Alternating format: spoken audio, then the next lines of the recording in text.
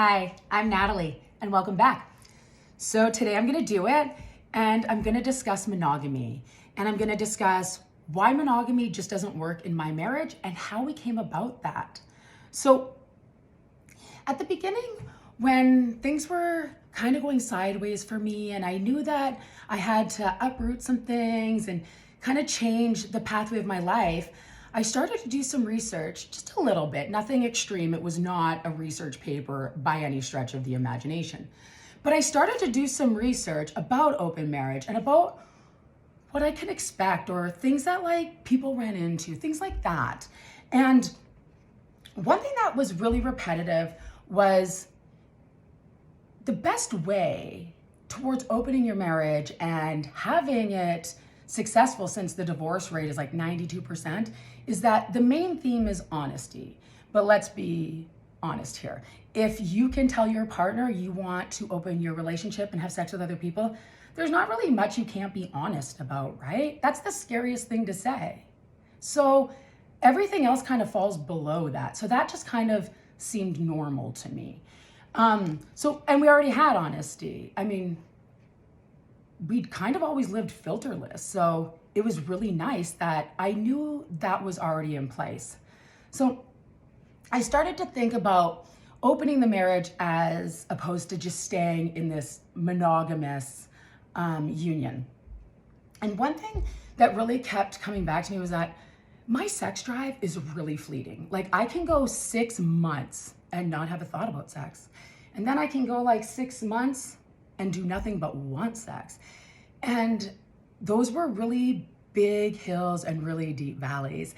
And I realized that for the 6 months that I was able to go and just flourish and everything and not have sex, my husband was not going to be able to do the same thing. So then I thought, well, in a marriage, is fidelity the end all be all? Like, if, for example, I lost my desire for sex, should Dan live out the rest of his years void of that touch and intimacy, even if he doesn't want to? Should I divorce and tear the family apart when I am aware of the needs of his that I am no longer interested in meeting? Marriage has to be about more than sex. A love so great, it should withstand all truths, no matter how difficult. And mine was severe, because it was never that I lost my sex drive. It was that I wanted the opportunity to enjoy other people as well. I was learning, though, that what I wanted wasn't just more sex. It was more life, fewer rules, and being able to live how I want. I didn't want sex to be the end-all be-all, to be the foundation that we poured every other part of our relationship onto. It didn't seem stable or fair. Something so fleeting in me could not be the main foundation of any of my relationships. And that was a big realization for me of like, oh, maybe monogamy doesn't work for me. And is it so bad if my partner was to get that from somebody else? I mean, what are my options here? And I'm being serious. What are my options here? Because short of having medical issues that really hinder you, which I'm not talking about because that happens, and I can absolutely sympathize with that and moving through that with your partner. I'm talking about this. When we look at monogamy as sex is sacred, and you should only ever get it from one person, and hopefully that's your soulmate. Okay. But also monogamy is sex isn't the end all be all, and you should love your partner enough to go the rest of your life not needing it because they no longer want it either. That doesn't compute to me. As if I should love somebody so much that I expect them to never have sex again. How does that work? How can you ask that of somebody and feel okay in that just because you're in a relationship or marriage with them? If sex is so important that they can only get it from you, or you can only get it from them, it can't stop. It can't end. You can't, in good conscience, ask somebody to give up part of who they are because you simply just don't want to anymore. You've reached this level of passive comfort, and sex just isn't important to you anymore. And because of that, you don't think it should be important to them either. But it's important enough they can't get it from anywhere else. This is my issue with monogamy. It doesn't make much sense. It piles everything on to one person in your life as if they can just fill every void you've ever felt. And then you just count on them forever. That's stressful. That's painful. That's not even realistic. What happens if we don't meet our soulmates? What happens if I have a super high sex drive and my husband has none? I'm just supposed to give it up? He's supposed to love me so much, he gives up sex. But I don't love him so much that I can let him get it elsewhere. I can outsource that. Marriage has to be about more than just sex. And if it's not, you better not even have a B game, because that's what your marriage and relationship is built upon. And it better be strong. And it better be able to withstand a lot.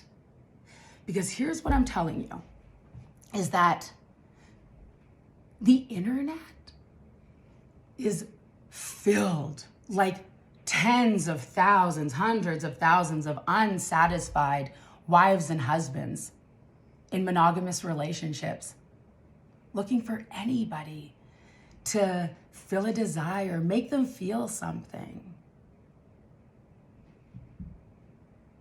They want anything to connect, because everything that was promised in this beautiful monogamous relationship with your soulmate is anything but. And that's the truth. I mean, I've easily talked to over 10,000 people in monogamous marriages who were climbing walls and finding any sign of life in that marriage, but absolutely refused to walk out for fear of the failure of divorce. Not even considering how they're failing themselves and their own lives and their partners and their families. It's not realistic. It's not fair. Don't get me wrong. Just as I'm non-monogamous, there are many people out there who are monogamous, and they practice it beautifully and they make it through, and it's wonderful. And I wish them nothing but love and light and joy. I'm not here for them. I'm here for the ones who were like me when I really wanted to be monogamous, but couldn't pull it off. I was a failure because I was not monogamous. But there's a shame in that. And I didn't like that. So I took my chances cheating. But that never worked either, right? And then I got to thinking, is it worse to be a cheater? Or is it worse to be non-monogamous? And then I thought about, what could I live with? What would I want to be labeled as or identified as? And the reality is that I'm not monogamous. And that's okay. I like who I am. And I like the freedom I have now to be who I am. And the bonus part about that is that my husband is in the exact same boat. We're just not monogamous. And you know, I get it. People come to me all the time and say, couldn't you have just done all that and not opened your marriage and not had sex with other people? Of course I can.